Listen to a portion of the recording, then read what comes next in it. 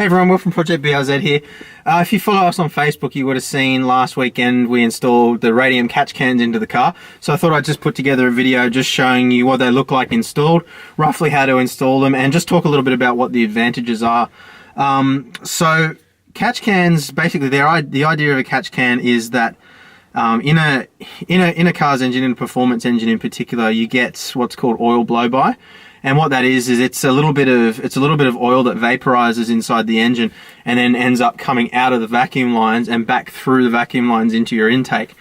And what that means is that you get an accumulation of oil inside your vacuum lines. It can pool in your intercooler even over time, and in the throttle body, and then ultimately it will also go into the engine.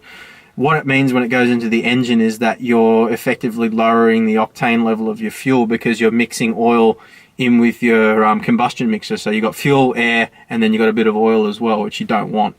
So there's performance advantages to having a catch can. There's also the safety advantage of capturing that oil so you can see how much vapor is being produced.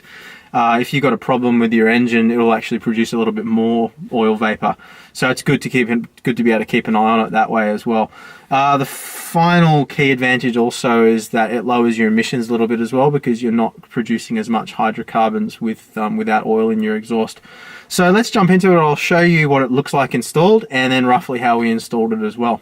Okay, so Radium have three options available. There's the PCV can alone, which is this one. And then there's the crankcase can as well, which is that one. Or you can purchase them both, which is obviously what we did. Now, both cans do capture oil. So especially if you're on a boosted setup, you probably want to get both.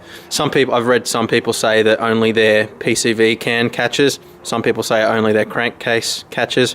But the ultimate consensus seems to be that it's a good idea to get both, so that's what we did. So on a right-hand drive vehicle, there is a little bit of modification required to install it, and all that involves is just bending your brake lines here ever so slightly just to accommodate the space for the catch can. So what you need to do is just be really careful when you bend those that you don't create any kinks, and you're not having to bend it a whole lot.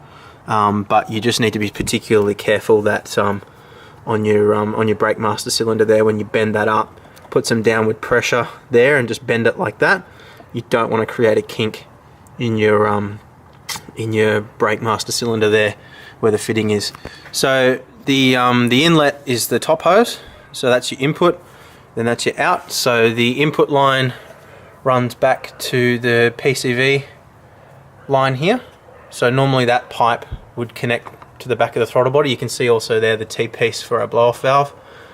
So instead of that going into the back of the throttle body, you reroute that around, use the extension barb which is included in the kit, and then that pipe just runs straight up to the valve, or to the case rather, and then out here and back to the throttle body.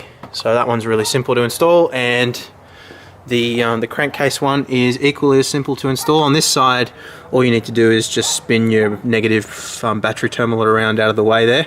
So that's really simple, and it just bolts straight in. Now, again, you've got your inlet here, which is the top hose, and that goes to your crankcase. Normally that pipe would be around here and be bolted onto the barb on the intake.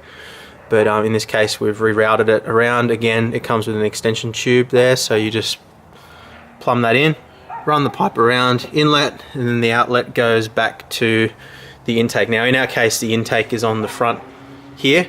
On the stock car, the intake would be just here, so you just run it into there.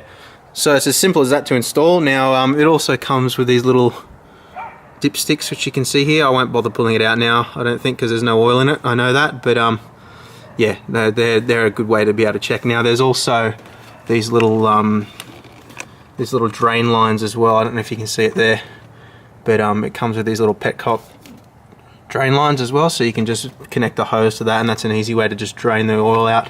That's an optional accessory, and I've purchased that for both sides.